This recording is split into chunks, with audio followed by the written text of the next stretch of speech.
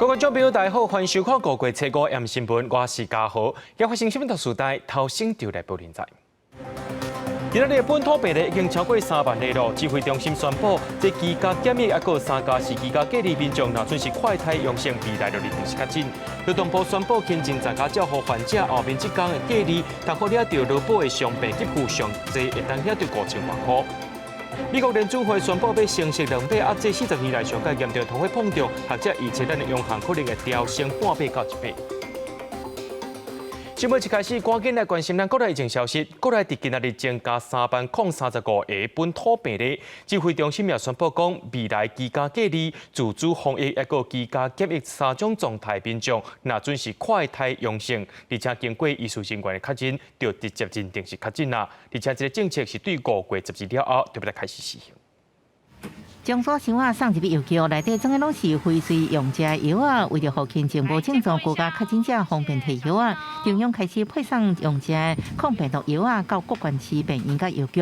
因为国内7个增加335例，其中国医新北市10122例上济，台北市6422例，桃园也4872例，也增加73例中重症，有5例死亡，年岁伫20多岁到80多岁，其中有3人无做过新冠疫苗。20多岁的这位比较年轻的男性哈，那这位男性他是有这个脑伤哈，合并有这个慢性的神经系统的一个疾病，那也是气切之后长期卧床，在使用呼吸器哈。3位哈这个50多岁到70多岁的这个个案哈，事实上都有这个癌症转移的一个病史哈，那有的有合并中风或糖尿病或心血管疾病等等。今年到5月7日，本土病例已经有176213例，无症状有99.75%。面对本土疫情继续暴增，指挥中心宣布，未来居家隔离自主防疫居家检测对象，使用家用抗原快筛试剂检测是阳性，而且经过医术人员确诊了后，就是确诊。而且这政策为5月12日开始实施。被确诊的他是阳性，那医师也认为他可能是在症状各方面判定是阳性，可是他还是认为说他应该的可能性很低。如果没有办法有这样的一个共识的时候，那就另外再安排做 PCR 做最后的一个确认。另外，这礼拜2就是母亲节，最近本土疫情继续创新高，而且死亡加中重症人数也一直增加。根据卫福部推估，5月11日增加发病数会有75244人，也无排除达到102743人。记者综合报道。指挥中心今日宣布，这囡仔的 BNT 疫苗有77万多筒，5月12日会对德国送到台湾，通好予这5岁到11岁囡仔来住。最近又在进行这家长的意愿调查，上紧伫咧5月20之前就当开始做啊。台北市审计国小人员初五早无用出日，这是台北市头一间为6至11岁学童做半剂莫德纳的示范学校。因过全校800多位学生，只有179人愿意伫学校住，只有22趴。副市长蔡炳坤讲，后礼拜1 5月7号起，在一间病院将陆续开设儿童注疫苗门诊。我们已经调查回来的50所学校当中，有意愿要在校接种的。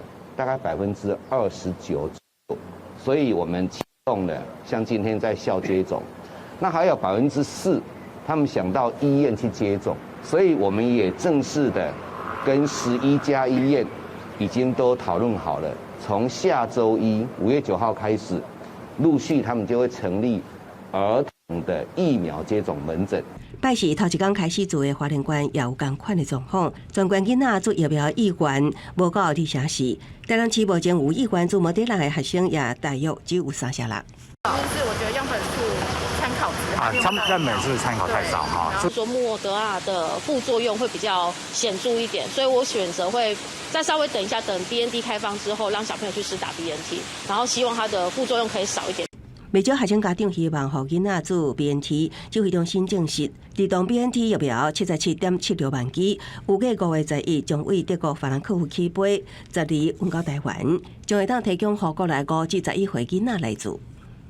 儿童剂型，它大概它的剂量是成人的1/3，那预定5月12号能够到台湾，那可供辉瑞这是5岁到11岁儿童接种基础剂。那基本上我们会把相关程序完成哈，那就会启动家长的意愿调查。陈市长表示，即摆向德国买的 BNT 疫苗将分2批运送，象征剂型185.7万剂，预计5月初9分到，会当提供成人甲前2剂注 BNT 的青少年注第3剂，数落来77.76万剂儿童剂型 BNT 疫苗了后，指挥中心将请教育部再次启动国小家长意愿调查，儿童 BNT 上紧有希望伫5月下旬开始注。记者综合报道。政府之前有宣布讲，这确诊的民众拢爱家己去做通报，中央政府也甲这健保快易通这个 App 增加汇报功能。不过有民众发现讲，这个系统对4月31前确诊的个案是无法度使用的，也有民众讲这系统用起来是无啥顺。指挥中心伫5月7日启动确诊个案自主汇报疫调系统，也就是健保快易通 App 增加汇报功能。不过，这4月25确诊的民众是才发现，虽然家己PCR阳性，却无法度使用 App 汇报，家己上网络查询，才知影4月30以后的确诊个案才用。由于确诊到该隔离拢无卫生单位介联络，所以唔知要如何是好。过了5天，我就自己打电话，终于有一天有通卫生所帮我接起来。他说我没有被匡列，他要帮我补资料。确诊数暴量，就算4月30了后的确诊者也欢迎用健保快易通汇报的卡条例，指挥中心的相信系统会个优化。健保也好，或是我们的 CDC 哈相关的这些电子的一个资讯。好，那这2天积极在做一些相关问题的排除。疫情上严重新北市虽然居家隔离人数已经减少到3+4，估计人数也是清悬，有45000人，真正居家照护也超过3万人。市长侯友宜承认，新北除了医护，各导致大量志工也是无够。他们承受的压力以及分担的责任，我们其实要把目标还是要转在中重症，以及我们收治的这些确诊个案才是我们应有的方向。台北市长郭文泰表示，5月初8拜日全台确诊数会超过PCR量能，到时阵确诊数已经无参考价值。若是快筛剂搁买无，体检站今年后有症状人性采检，搁惊病院病床满床，这几天未召集医疗院所搁求关断院标准。我们要是找医院的院长来开会了哈，大家共理时间。住院的标准一定要更严格。使用氧气以上的才可以住院。台北市府表示，最近大众运输运量有下降现象，所以去多母亲节自餐活动，也是会民众减少自餐，取消无必要活动，当过这一波疫情高峰。记者综合报道。到初时为止，咱全台湾已经有81000多人因为确诊，等咧在家照护。劳动部今仔日宣布要放令这劳工伤病给付的对象，这个轻症的患者呢，需要在家照护，无到上班当然就无薪水。对即马开始这隔离的第4天到第10天，会当请这个劳保的伤病给付，劳工伫这7天上侪当领到5343块。拍开劳保局的试算网页，陆续拍入即卖的上悬投保结果45800，搁选普通伤病选项，天数是写7天，截至算到会出现5343块的结果。劳动部初5宣布放令，轻症伫厝照护者只要袂当工作，搁袂当领薪水，都会当依劳保条例请领伤病给付。若讲一名劳工的投保结果是45800，会当得到5343块的劳保伤病给付。如果他符合我们劳保条例的33条，如果不能工作以致未能取得原有薪资，从不能工作第4天开始，都可以依照我们劳保条例的规定来请领伤病给付，来确保他的给付权益。劳动部表示，确诊者进前需要有住院定证明，才会当申请劳保伤病给付。轻症伫厝无法度申请，也毋过放令了后，确诊者不论是收治伫病院、住伫加强版集中检疫所，还是伫厝照护，只要袂当工作，造成袂当领薪水的人，自隔离第4天起到第10天，拢会当申请伤病给付。请假的日数，它是可以并入住院伤病假的日数来计算。如果请这样的病假，不能够因为这个原因来扣发他的全勤奖金，老板可能又不给付这个薪资的话，那么他可以透过劳工保险申请这个普通伤病的给付。对小老百姓或者是说小资族，还有这个个体户来讲是不无小补的一个政策。劳动部初五也发布新的解释令，强调劳工因为确诊需要隔离请假，请假的天数会当并入单院上班假计算，头家应该放假，而且无扣全勤奖金。对4到4月初8生效，劳动部强调，希望透过解释令，更加确保哪来哪侪会确诊劳工的权益。记者综合报道。国中教育会考5月1日就要来考试咯。教育部伫暗头的时阵有宣布讲，会比较今年统测高规格防疫、居家隔离、居家检疫、自主健康管理的这些考生，拢会当伫咧各种类型的隔离市场进行考试。教育部表示讲，因为去防COVID的考生一直增加，为着要维护考生的权益。当咧隔离或者是检疫，抑个自主健康管理的考生，无需要快筛，就会当伫咧隔离市场考试。因若讲到这确诊的考生，有关是袂当去考试的，干那会当参加补考。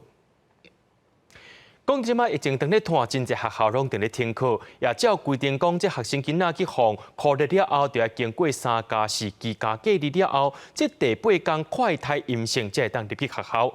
这个教育部最近要甲指挥中心70万支的公费快筛试剂，先拨50万支到各地头的教育局。不过有一寡所在，这学校就要开这隔离通知单，发快筛试剂，甚至是送关怀物资，学校内面老师有关是真无用。火车载运公费快筛剂送入台中市中正国小，学校的人先加蹲伫健康中心，其他学校确认可怜学生囡仔甲通报居家隔离了后，会当来遮领。教职员工生被匡列为密切接触者，在自主防疫期满之前，来确定自己的健康状况。教育部头一遍50万份校园快筛剂，新北市甲台北市配发量上济，有7.2万份，一加6.6万份，桃园5.1万，台中市7万份。指挥中心决议，高中以下每一学生囡仔2份，大学生甲大人每人3份。安怎领中小学部分由亲友代领，还是学校寄送？初5透早袂少居家隔离的学生囡仔家长有收到学校的通知。停课的班级都在居家隔离中，没有办法到校领取，所以今天的话就是我公公去帮我领。这间公立小学校长主任变做柜台人员，协助发快筛剂。会议室内底几多位教职员无用分赠快筛剂，那亲像小型加工厂。随着班级陆续停课，那这个工作目前就一直没有办法停下来。有小学校长私底下怨叹讲，地方的卫生面前真的不足，学校防疫爱做头尾。一条的电子档案开居家隔离通知单送关怀包，每礼拜至少一届关怀隔离甲确诊的学生囡仔，教职员无用甲无卡食。北部真侪间大学也无收到公费快筛剂，以原本库存因应，台师大目前剩600份，算居家隔离学生囡仔甲办活动的需求量真正真严。前3天大概居隔的就有300多个人，体育活动或者是音乐艺术展演的活动的事前，我们都要先，这样已经很紧了。台师大5万校园的快筛剂到货，互学生伫学校也是当厝居家隔离前会当领到。不过，这届疫情影响校园防疫调整，互各级学校工作量变真济，大家无用甲头无洗面无洗。记者综合报道。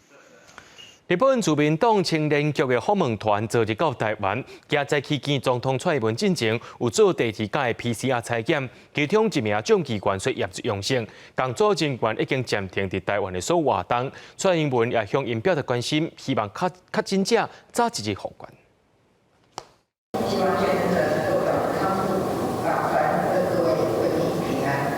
甲日本自民党青年局访问团见面，为防止总统蔡英文甲对方保持距离，强求礼仪。会面进前，成员有1名总机关染疫确诊，因为这一摆采用外交泡泡，这团分做2组成员，检测阳性成员甲工作人员已经暂停在台湾所有活动。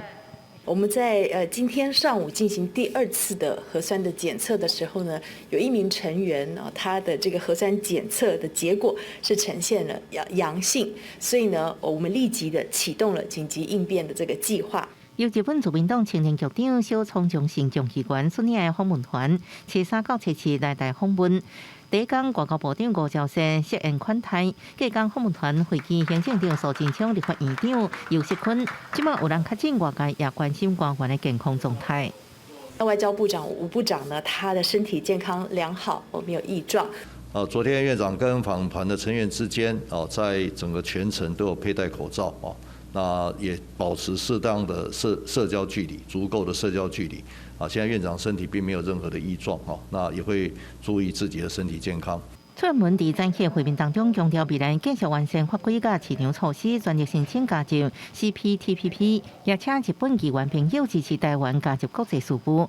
日本自民党众议员林茂宪回应讲，日本自民党青年局对台湾参加 CPTPP 一向表示支持。记者综合报道。对着我哋镜头来看，这在地上大条，讲到北农的确诊人数一直在增加，到昨中昼为止，两个市场搁再增加26个人确诊。目前这两个市场拢需要快筛阴性才会当入去。农委会表示讲，指挥中心已经同意甲全台湾的批发市场来做是重要基础设施，这确诊者的密切接触者会当用体检来代替隔离。台北市副市长吴珊珊初五透早来到北农一起视察，了解快筛阴性入场情形。北农由于继续有人确诊，为透早2点开始，离市也爱持快筛阴才会当入场拍卖。馆仔虽然无入去拍卖场，也毋过为了确保安全，也是自助快筛。开卖场的要做快筛，那你们的嘞？我们自己本身做快筛啊，麻烦，但是安全啦。确诊了后，员工康复也陆续登记工作单位，加上调度等各种措施。北农表示人力未搁吃力。康复之后也陆续的都归队，目前整个人力方面已经逐渐稳定。针对全国农渔特产各种大卖市场，指挥中心已经同意确诊者的密切接触者会当以体代隔。农委会将推出防疫指引，让所有市场来遵守。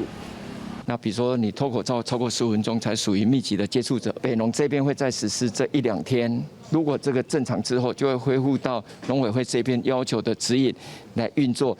虽然农委会挂保证快筛试剂数量充足，也毋过有生销人员指出，保证只互正伫拍卖的人员快筛试剂，其他人根本就领袂到。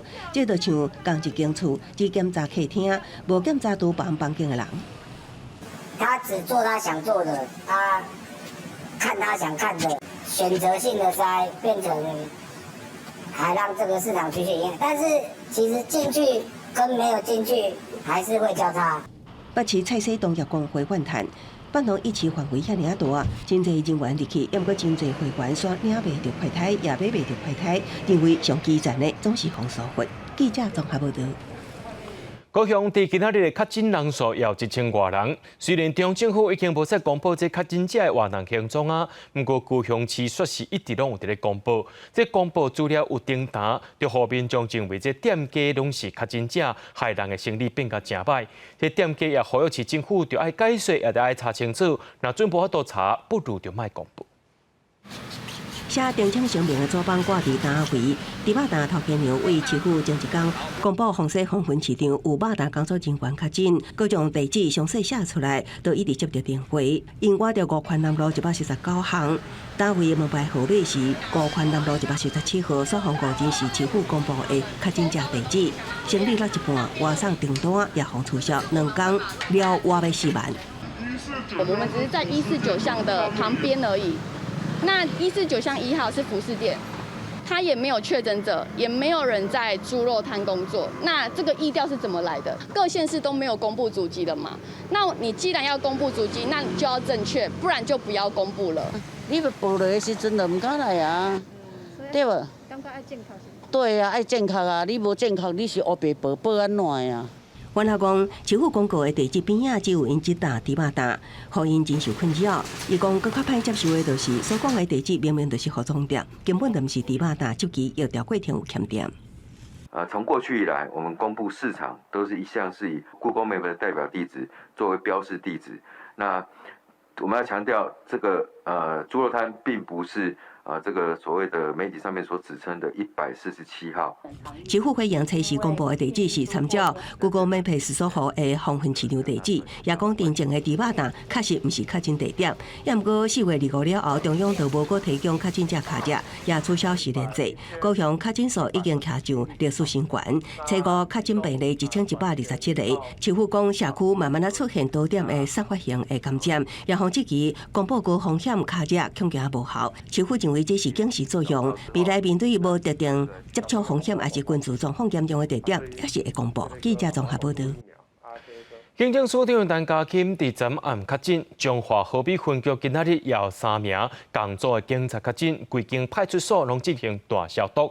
也伫咧苗栗县的警察局，因收买2500外支的快筛试剂，必互全部警察做一届全面性快筛。警察派装备、清消环境，办公道甲警车内外也拢详细消毒。彰化县河滨分局初5拿敌军入阵，因为透早一名河滨派出所警员身体无爽快，快筛结果是阳性。后续随调回所来其他警员检测结果有3名，伫工作执勤的警员 PCR 阳性确诊。目前全县累计9名警察确诊。那这3位同仁啊，他们在我们外勤单位来讲的话是。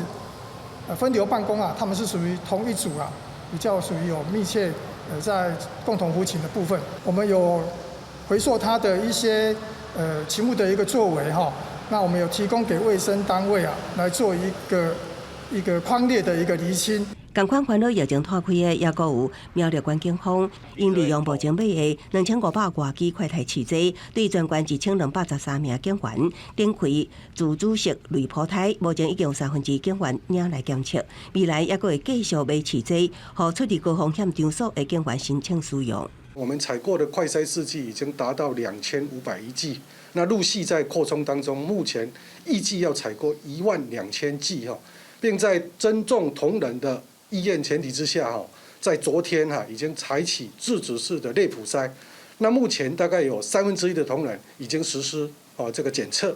北台湾警界也无凭证，警政署初4暗证实，署长陈家钦 PCR 阳性确诊，目前无明显症状，当来隔离中。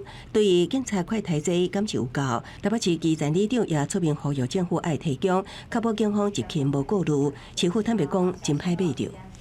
因为厂商目前一剂也难求，但是我们会用其他的方式继续去寻找。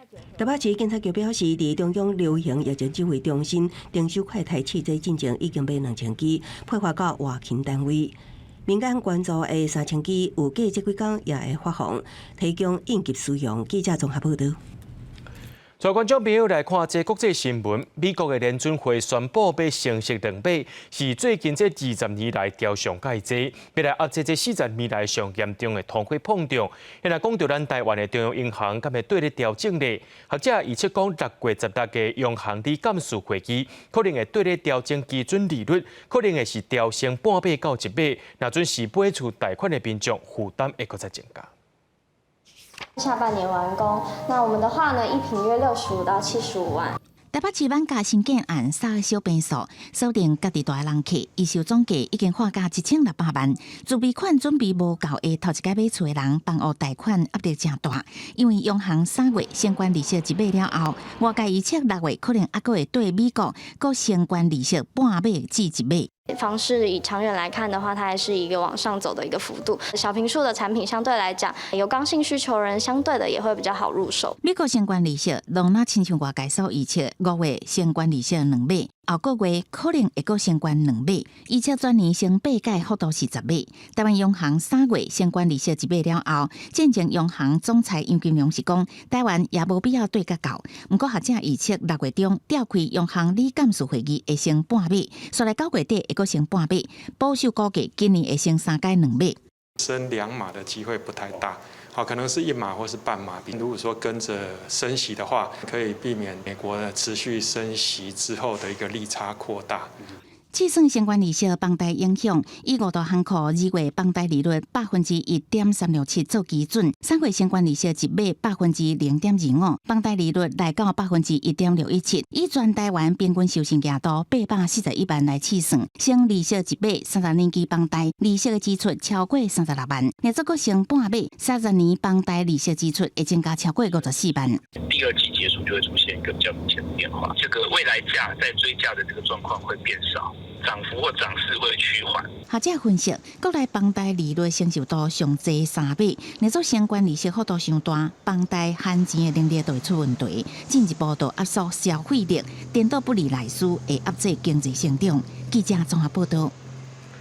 欧盟执行委员会测试提出罗西亚入侵乌克兰第6轮的制裁方案，建议会员国对这罗西亚实行石油禁运，全面停止进口。不过，匈牙利甲保加利亚拢无要支持。因为罗西亚总统普京今日伫咧5月初9，也就是二战胜利纪念日，对乌克兰宣战咧。罗西亚表示讲无可能。测试暗时，军车驶过俄罗斯首都莫斯科行路，为初9纪念日次世界大战战胜纳粹德国的阅兵大典排练，吸引不少人围观。经济专家预测，普京会在今年胜利纪念日照安定阅兵的场合，正式对乌克兰宣战，下令全国动员。不过，克里姆林宫宣布讲是无影代志。Никакого. Мы уже ответили на этот вопрос. Нет, это чушь. 欧盟初5提出对俄罗斯入侵乌克兰行动第6轮制裁方案，将俄罗斯联邦储蓄银行等3间银行踢出 SWIFT 国际清算系统，禁止3间俄罗斯国营广播公司加制裁追究、战犯军官等等。上述关心项目是对俄罗斯石油禁运，搁伫6个月来慢慢淘汰俄罗斯石油。It will not be easy, because some member states are strongly dependent on Russian oil, but we simply have to do it. This will be a complete import ban on all Russian oil, seaborne and pipeline, crude and refined. 匈牙利能源差不多拢瓦靠俄罗斯公线，表示为国家能源安全真歹支持制裁方案。虽然按照合约应继续买到2030年底，不过有关烦恼背负影响。另外，包含捷克加斯洛伐克一寡东欧国家也咧争取3年，或者是更较长的协变应变时间。去年俄罗斯贡献欧盟1/3到1/4的石油，气象表示制裁是相平准，因为欧洲公民生活成本会愈来愈悬，相信欧洲国家也可以透过第三国买俄罗斯石油，付出更较悬的价格。比利时地壳分析师查克曼表示，慢慢禁止俄罗斯石油会促成预期心理，尤其介绍想起短期来反倒来冲关俄罗斯收入。石油市场分析师也表示，俄罗斯会积极向亚洲各找人来买，印度甲中国拢有抢销的意愿。公司新闻是会中评析。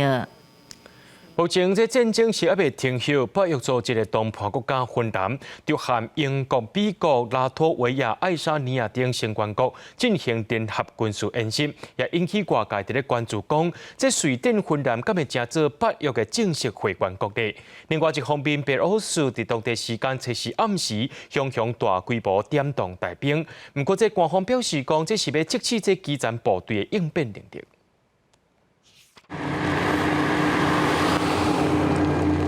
真侪战车伫公路顶悬行甲真紧，不过白俄罗斯官方并无说明这部队调动的地点，只是讲按照计划执行基层部队应变能力测验。Цель проверки – оценка готовности и способности личного состава к оперативному реагированию на возможное возникновение кризисных ситуаций. Воинские части и подразделения будут действовать на незнакомых участках и в условиях быстро меняющейся обстановки. 白俄官方也强调，这项应变能力演习未威胁任何国家。不过，除了白俄总统卢卡申科甲俄罗斯总统普京往来密切，俄军对乌克兰展开攻势进程。今年2月份2国都进行联合军事演习。白俄伫这时阵大规模调动部队，引起国家联想。只是俄军目前攻势重点集中伫东边的顿巴斯地区，白俄是伫乌克兰北边。另外一项甲俄乌战争有关系演习，地点伫北欧的芬兰，参加除了地主国甲英美2个主要北约成员，同款伫波罗的海、拉脱维亚、爱沙尼亚也加入演习。芬兰身为北约友好国之一，这几年来参加演习早就毋是新闻。这摆各方关注的焦点，就是英美等国趁俄乌战争的机会，爱芬兰甲附近的国家瑞典，到定为友伴升级做正式成员。We are especially interested of the Article 5 of NATO, and that would be the main reason to become a member of NATO. It is our flank, and therefore we will do whatever necessary it is to stand by our friends in the Nordic countries. 不过，为申请加入，可能要用几个月甚至超过1年。伫无北约协防的保障之下，俄罗斯任何行动都马上影响北欧。最到下礼拜进行，芬兰、瑞典2国内部要如何推出相适合的方案，议员爱国观察。公司新闻时间真平息。菲律宾初九当日只举行一个正副总统的选举，目前民调菲律宾前总统独裁者马可仕的姑囝小马可仕，甲任内政权纪录曝光介好的现任总统杜特地伊的查甫囝萨拉，两个人的赢面是上界大的。这款政治发展也互迄当时受到戒严时代，互遮的人来凌迟受苦的政治受难者，是感觉愤怒甲痛苦。菲律宾前贪渎独裁者马可仕主政期间，有7万人入到34000人被刑求，3240人被逮。经过迄段极权恐怖统治，即马67岁克里斯汀娜·巴甘旺，到即马依然保留1982年5月27日，伊被士兵掠去所穿的洋装。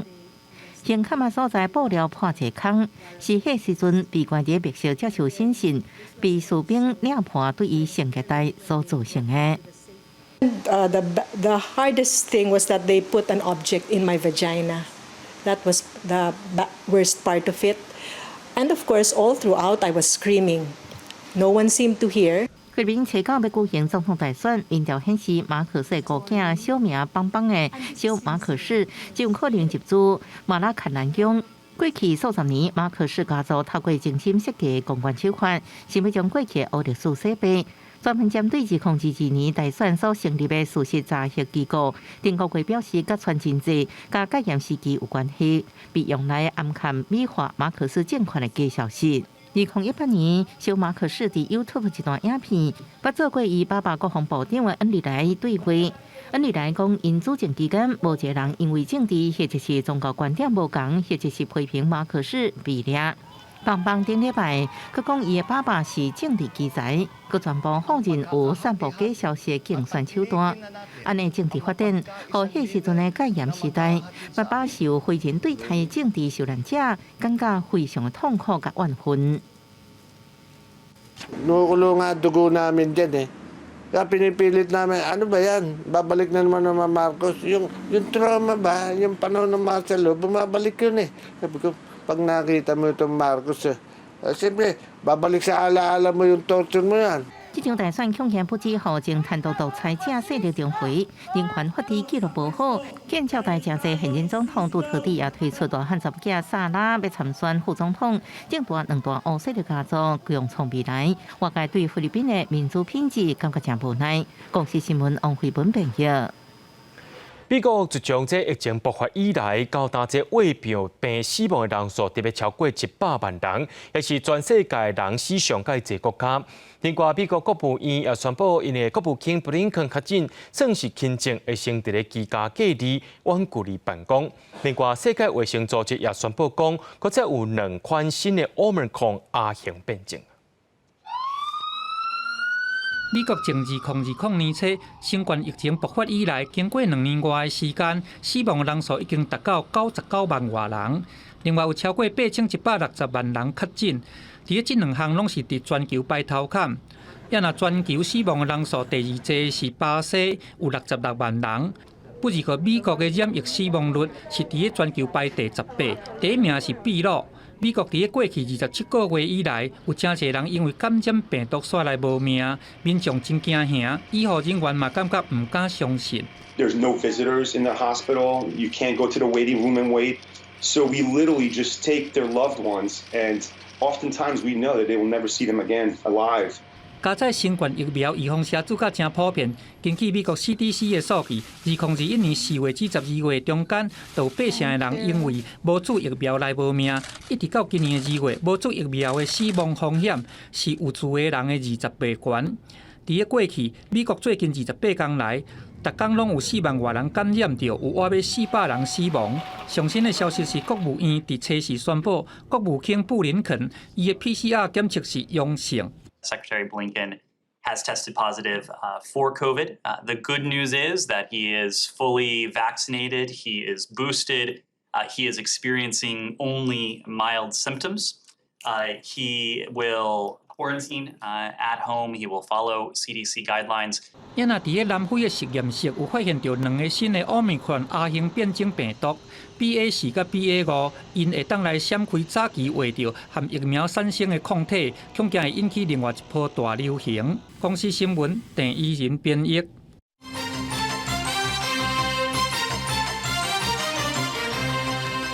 防部长邱国正今日伫立法院备询的时阵，去互问到讲，这国军甲后备军人防疫问题，伊强调甲防疫当作是小战，就算有9条原减兵，9条也袂暂停。另外，邱国正也证实讲，对美国96项军购案，其中新鹰3号反舰机案，因为绩效伤过悬，先暂停采购。那刺针飞弹案，因为这罗西阿帕乌克兰战争也未停止，目前受去牵着时间。疫情退烧，国防部长邱国正初5到立法院备询，立委关心国军调兵情况。邱国正表示，到今大约有1000名官兵调兵，其中2个人都愿意，拢毋是党籍。立委继续追问，若讲9条的后备军人调兵严重，敢是全面停调？对此，邱国正强调，防疫看作是作战，无考虑停止9条。疫情逐渐升温嘛，那有没有一种考量说，如果在教招里面有多少人阳性之后，有整体停招？防疫我把它当作战来看。作战的话会有伤损，但我们就讲伤损的话，我们就要采取一些手段，譬如说兵员的补充。我目前并没有打算要停。立委也关心尾仔件军售案的进展，邱国正也证实，新兴3号反舰机案因为绩效伤过悬，超过能力范围来停止。刺针飞弹案是因为俄乌战争造成拖延。川普答应的军售，为什么到拜登的时候会出现这样子的变化？你们可能要去了解。王某不会不在乎，该要我们得到了，该要我们已经签好约的，我们就极力来力争。你要把这个问题反映给国安高层，这不是你国防部单方面，这还涉及到外交部门应该出面。对传出友台的美国参议员卢比欧提出一部促进台湾和平法案，要求美国国防部唔通阁限制卖予台湾的武器，只是防卫性质。对此，邱国正表示，伊感觉卢比欧无讲甲遐尔清楚，也毋过也强调，建军备战是国军本务工作，任何有利建军的，拢乐观其成。记者综合报道。讲到这快台汽车民众拢买无，为福部也想要赶紧来买着。不过在野党说，这期为福部也咧暗号厂商去防指控的高等环球昨暗时宣布起标。那因为机关搁在亚公公司的负责人涉嫌诈欺，今仔日合作通路商代替当事人回应，强调案件已经进入到司法调查，也强调会提出标案，专是因为受人侮辱。你是做人心虚吗？还是你怕？这个事情像滚雪球，越滚越大。类似的案子一爆再爆，这个公司自己可能也会撑不下去，所以赶快断尾求生啊！因为城南卫福部12.5亿快泰采购标案，高点环球生意和国民党讲，公司进前是小吃店，资本也干了200万，这个道理特定厂商和高点环球发声明宣布白标，按个争论无安尼停落来。那亚议员阁公布公司的负责人涉嫌诈欺，违反邮事法，阁找受害者亲身出来说明。签约，然后付授权金，然后之后就是没有做成，钱也没有退，然后就人间蒸发，也找不到人。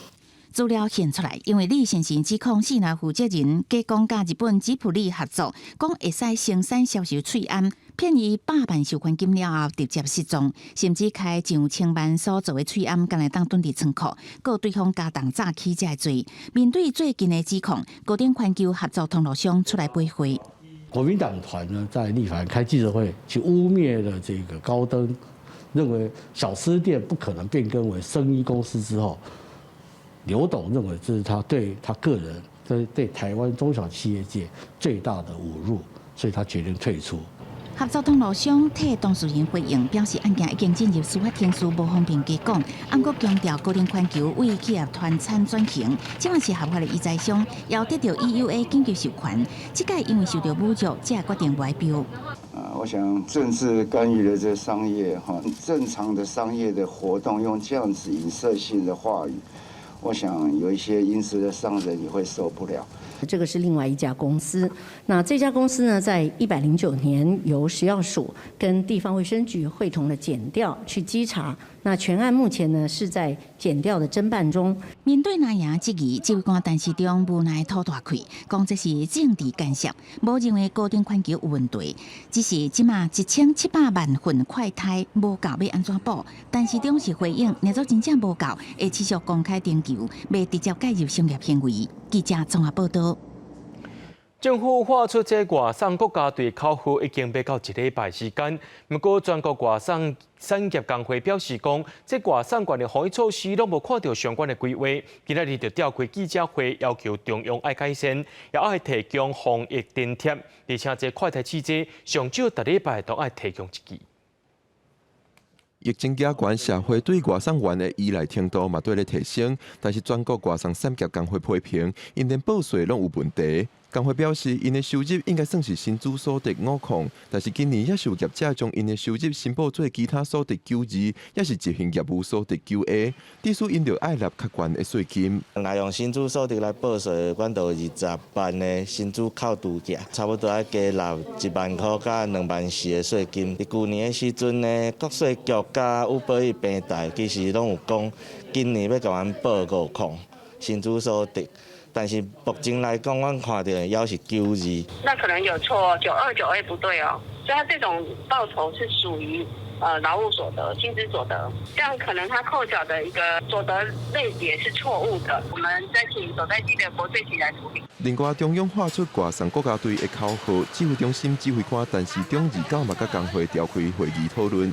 但是工会批评，到达已经要1礼拜，也是无看到相关的规划。就是阮到底爱上楼还是免上楼？伊若无确诊，还是无隔离的话，阮实在是唔免到上楼，加添增加阮的风险。除了上楼送到门口的问题，工会呼吁快筛试剂甲防疫津贴的提供也是真重要的问题。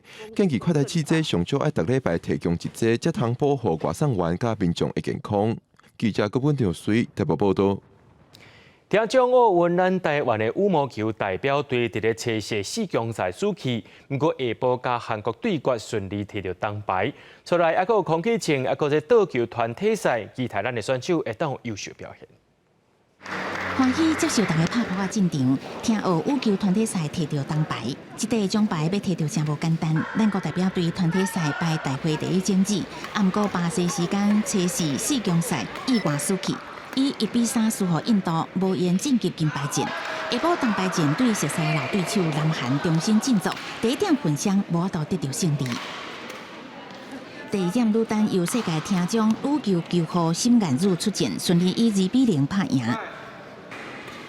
男单甲女双，南韩对中华队，双方2比2平手。到关键第5点，男双由老将陈中义带头一届参加听学的陈升鼎，这个时阵压力全伫2人身上。专心拍好每一球，一直为家己加油。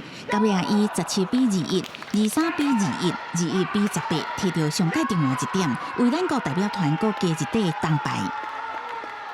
蛮兴奋的，因为毕竟这次阵容没有那么齐啊，然后再加上主力有点失常，所以就尽可能去把我该做的把它做好，然后把小的带上啊。这一次铜牌，我很高兴的是我们这个团队就是很有团结的感觉，很紧张，但是呢，在过程中就是他们拼搏的过程没有。就是没有绑脚，然后这个过程让我就是看得很爽。大家团结摕到奖牌，总共挂嘴暗也看袂掉笑容。所来休困一天，羽球队要阁继续向女单、女双甲混双的奖牌挑战。记者综合报道。高雄市伫顶礼拜通过着代替高雄机场都市计划变更案，占地32公顷的高雄机场未来会成做分创产业场所。不过文书团体甲市机关拢质疑讲，这规个道路规划虽然无重视高雄机场的铁路文化，当地里长嘛表示讲，这地方社区拢无参与到。市政府也讲，都市变更案目前是还未定案，所以一定会参考各界意见。代替高雄机场，拢总有32公顷，北市南部上大的铁路车厢维修工厂，因为临港线停驶，人员甲设备去年拢刷去潮州。高雄市都委会顶礼拜通过都市计划变更案，希望开发成做文创产业的场所，想袂到计划图却引起真侪讨论。看到这个切八块直接把原来的原来里面的道路切割。把仓库不管是新的旧的，本来讨论只保留旧的，稍微旧一点的，我们本来希望2个都要能够全区保留，现在连旧的都不保留。议员开记者会批评开发计划忽视高雄机场的历史甲铁道文化纹理，嘛欠缺公民参与。当地2位里长希望市府爱尊重地方的意见，让在地的里长能有参与，让这边周遭的产业能活化起来。未来的开发方案，它也不应该只是单纯的文创产业，而是应该彰显就是所谓的工业城市特色的一些相对应的产业，比如说是工艺啦，或者是建筑，或者是电影之类的。文书团体真烦恼，新方案来破坏原地地景、甲建筑，甚至是老树。面对各界质疑，市府强调会全力保留铁道文化，目前还未定案。因后礼拜会甲地方开会讨论，刷落来办理第2摆公开展览。记者陈嘉文、为做高雄报道。新竹地区上届重要的大众运输新竹客运，按算今年9月10日营运许可到期了后，就无想要搁再经营。这个图地标34条路线，未来恐惊会受到影响，这民众需求也会来伤害。上课时间，学生排队等要坐公车，出行驶大新竹地区的新竹客运，传出9月10日营运许可到期了后，无想要继续经营桃园、新竹县市甲苗栗其中的34条公车路线，大成冲击的恐惊就是地方大众运输服务。学生或者是有些老人家固定要去医疗诊所就医的，大概会比较不便。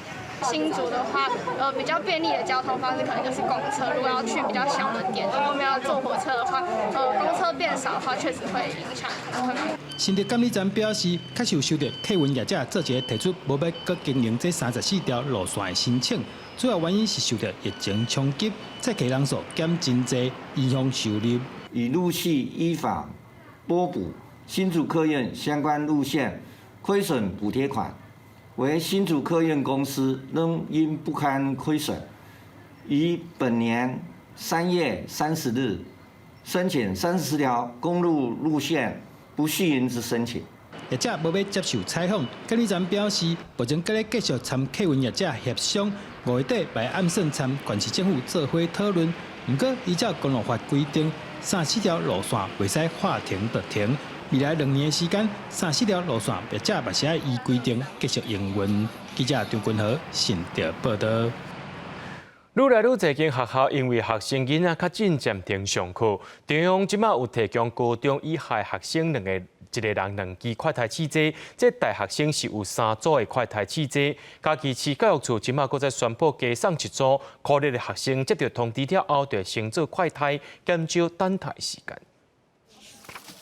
教育处人员当咧经快筛试剂要分予学校，学校针对空内的学生名单，搁一份一份来准备。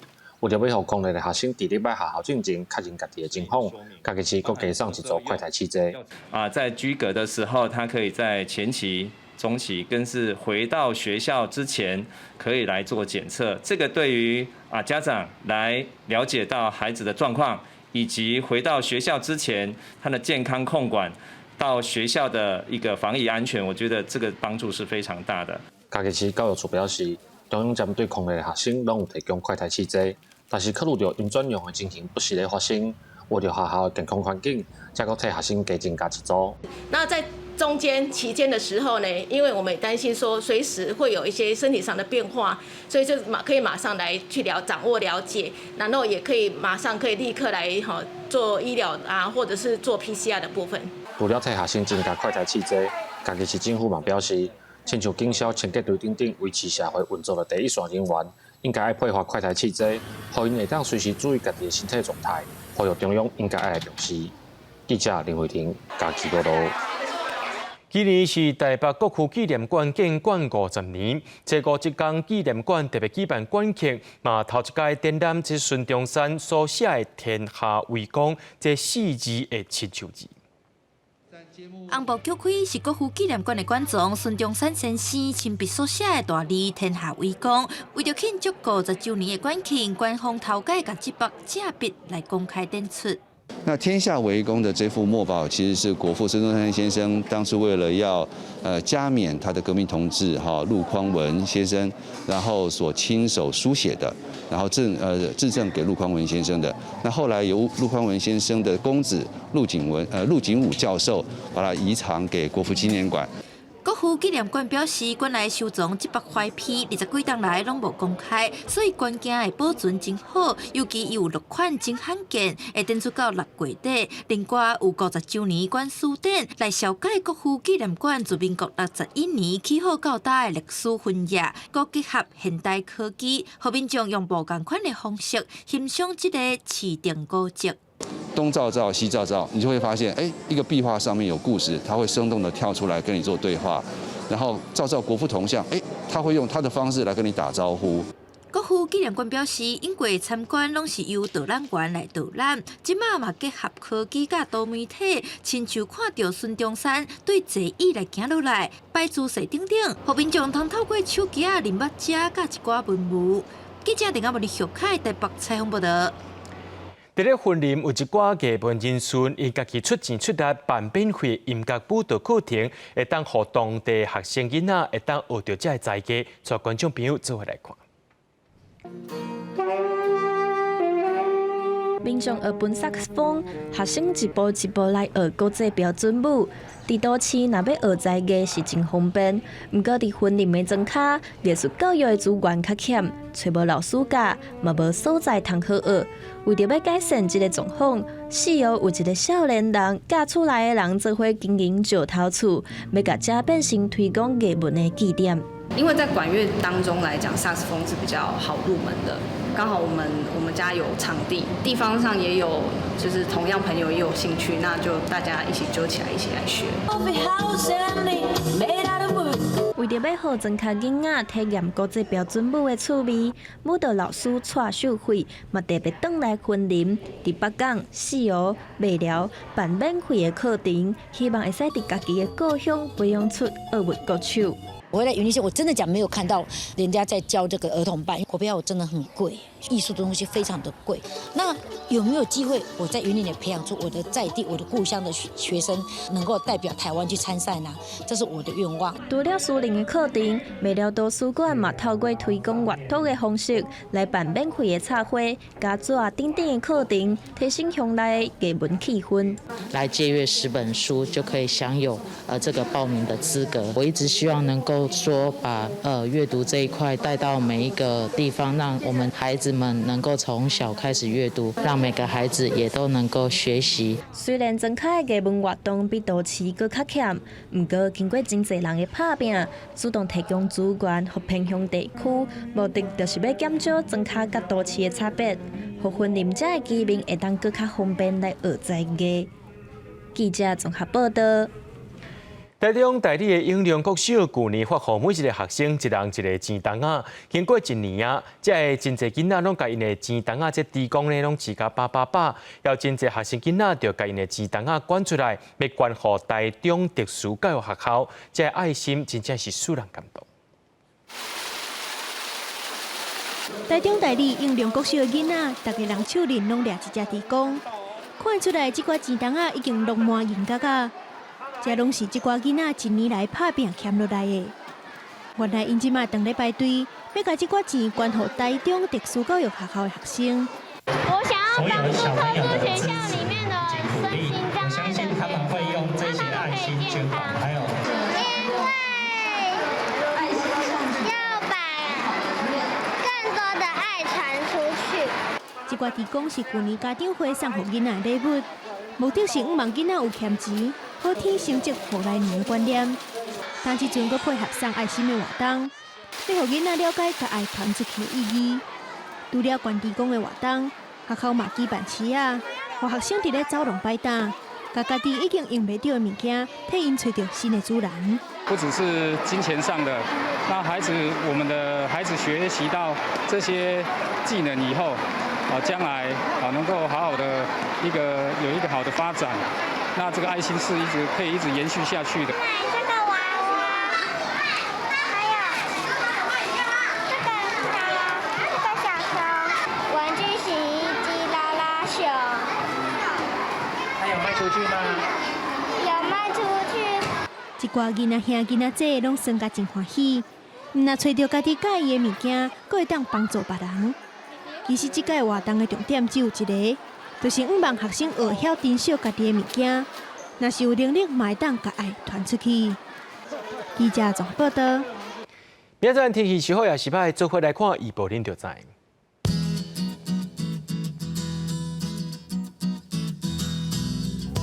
基隆到新竹对22度到28度，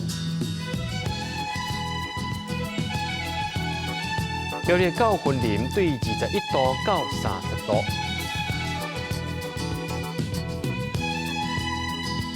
嘉义到屏东对21度到32度，宜兰花莲台东对22度到28度。天后金门马祖对18度到26度。感谢各位观众朋友收看今日新闻，我是嘉豪。咱明仔暗时7点同款时间再相会。